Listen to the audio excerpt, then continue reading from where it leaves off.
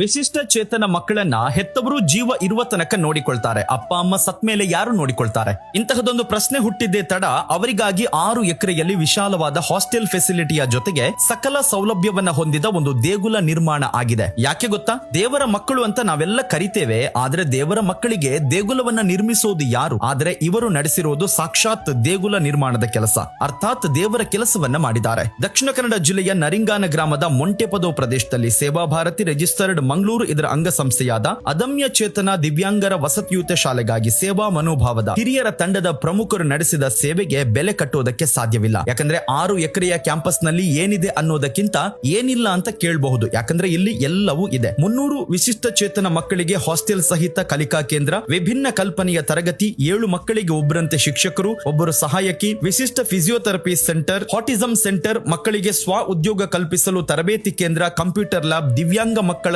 ಸ್ಪರ್ಶಜ್ಞಾನಕ್ಕಾಗಿ sensory park, ಧ್ಯಾನ ಮಂದಿರ, ವಿಶಿಷ್ಟ ಭೋಜನಾಲಯ, 2 ಎಕರೆಯ ಪ್ರದೇಶದಲ್ಲಿ 250 ಗಿಡಮೂಲಿಕೆ, ಹಣ್ಣು ಹಂಪಲು ಹೊಂದಿದ ವಿಶಾಲ ಅರಣ್ಯ ಪ್ರದೇಶ, 300 ಮಕ್ಕಳಿಗೆ ಆಧುನಿಕ ಸೌಲಭ್ಯದ ಹಾಸ್ಟೆಲ್, ಹೀಗೆ ಒಂದು ಹೈಫೈ ರೆಸಿಡೆನ್ಸಿಯಲ್ ಸ್ಕೂಲ್ ನಲ್ಲಿ ಏನೆಲ್ಲ ಸೌಲಭ್ಯ ಇದೆ ಅಂತಹ ಒಂದು ವಿಶಿಷ್ಟವಾದ ಕ್ಯಾಂಪಸ್ ಅನ್ನ ಇಲ್ಲಿ ನಿರ್ಮಿಸಲಾಗಿದೆ. ಮಂಗಳೂರಿನ ವಿಟಿ ರೋಡ್ ನಲ್ಲಿ ಚೇತನ ಬಾಲ ವಿಕಾಸ ಕೇಂದ್ರ ಮತ್ತು ರೋಮನ್ ಅಂಡ್ ಕ್ಯಾಥರಿನ್ ಅಂಧ ಮಕ್ಕಳ ವಸತಿಯುತ ಶಾಲೆಯನ್ನ ನಡೆಸ್ತಾ ಇರುವ ಸೇವಾ ಭಾರತಿ ಮಂಗಳೂರು ತಂಡದ ಸದಸ್ಯರು ದಿವ್ಯಾಂಗ ಮಕ್ಕಳಿಗಾಗಿ ಕರ್ನಾಟಕದಲ್ಲಿ ಒಂದು ವಿಶಿಷ್ಟ ಕ್ಯಾಂಪಸ್ ಅನ್ನ ನಿರ್ಮಿಸಬೇಕೆನ್ನುವ ಸಂಕಲ್ಪವನ್ನ ಮಾಡಿದ್ದೇ ತಡ ಮಾಧವ ಕಾಮತ್ ಎನ್ನುವ ವ್ಯಕ್ತಿ 6 ಎಕರೆ ಜಾಗವನ್ನ ಸಂಘಕ್ಕೆ ಉಚಿತವಾಗಿ ನೀಡ್ತಾರೆ. ಮಂಗಳೂರಿನ ನಿವೃತ್ತ ಬ್ಯಾಂಕ್ ಉದ್ಯೋಗಿಗಳು, ಹೆಸರಾಂತ ವೈದ್ಯರು, ಉದ್ಯಮಿಗಳು, ಎಲ್ಲಕ್ಕಿಂತ ಮುಖ್ಯವಾಗಿ ಸೇವಾ ಮನೋಭಾವದ ಸ್ವಯಂ ಸೇವಕರ ತಂಡ ದೇವರ ಮಕ್ಕಳ ಕೆಲಸಕ್ಕೆ ಜೊತೆಯಾಗ್ತಾರೆ. ಪಿ ವಿನೋದ್ ಶೆಣೈ 76ರ ಹರೆಯದಲ್ಲೂ ವಿಶೇಷ ಮುತುವರ್ಜಿಯನ್ನ ವಹಿಸಿ ಹಗಲು ರಾತ್ರಿ ಎನ್ನದೆ ಇದಕ್ಕಾಗಿ ಶ್ರಮಿಸಿ ಎಲ್ಲರನ್ನ ವಿಶ್ವಾಸಕ್ಕೆ ಪಡೆದು ಒಂದು ತಂಡವಾಗಿ ಕೆಲಸ ಮಾಡಿದ್ದಾರೆ. ಏನೋ ಈ ವಿಡಿಯೋ ನೋಡುವ ವಿಶೇಷ ಚೇತನ ಮಕ್ಕಳ ಹೆತ್ತವರು ಏನಾದ್ರೂ ಇದ್ರೆ ನೀವು ಈ ಕ್ಯಾಂಪಸ್ಗೊಮ್ಮೆ ಭೇಟಿ ಕೊಡಬಹುದು. ಯಾಕಂತ ಹೇಳಿದ್ರೆ 300 ದಿವ್ಯಾಂಗ ಮಕ್ಕಳಿಗೆ ಇಲ್ಲಿ ವ್ಯವಸ್ಥೆ ಇದೆ. 1 ತಿಂಗಳ ಕಾಲ ನೀವೇನಾದ್ರೂ ತೀರ್ಥಯಾತ್ರೆ ಅಥವಾ ಇನ್ನಿತರ ಕೆಲಸಕ್ಕೆ ಹೋಗ್ತೀರಂತಾದ್ರೂ ಕೂಡ ನಿಮ್ಮ ದಿವ್ಯಾಂಗ ಮಕ್ಕಳನ್ನ ಇಲ್ಲಿ ಬಿಟ್ಟು ತೆರಳಬಹುದು. ಅದರ ಜೊತೆಗೆ ವಯಸ್ಸಾದ ಹಿರಿಯರನ್ನೂ ಕೂಡ ಬಿಟ್ಟು ಹೋಗಬಹುದು. ಇವರೆಲ್ಲರಿಗೂ ವಸತಿ ಯೋಜನೆ ಇದೆ. ಇನ್ನು ಇದರ ಹಿಂದಿರುವ ಕಲ್ಪನೆ ದಿವ್ಯಾಂಗ ಮಕ್ಕಳಿಗೆ ಅಜ್ಜ ಅಜ್ಜಿಯ ಪ್ರೀತಿಯನ್ನ ಕೊಡುವುದು. ಎಲ್ಲಕ್ಕಿಂತ ಮುಖ್ಯವಾಗಿ